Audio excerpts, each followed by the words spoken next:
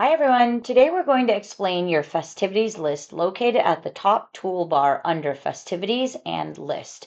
This should be one of the first things you do when you create an event on PlanMe.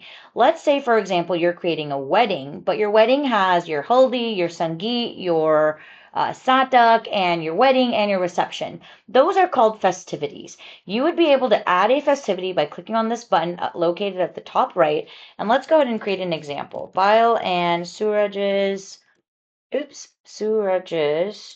reception. Description, we can create any sort of description we want.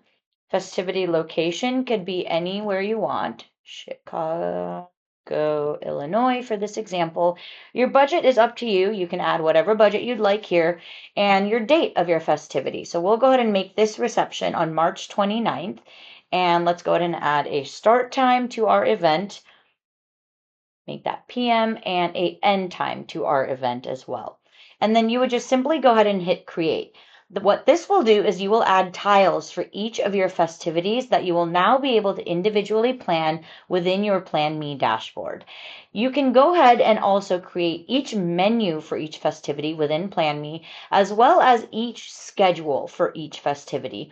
This means you can create a minute by minute, hour by hour schedule for each person who's helping you plan your event, whether that's your photographer, your decorator, your event planner, your makeup artist, or any of your family that's helping you make sure things stay on track. You can do so in your scheduler here for each festivity.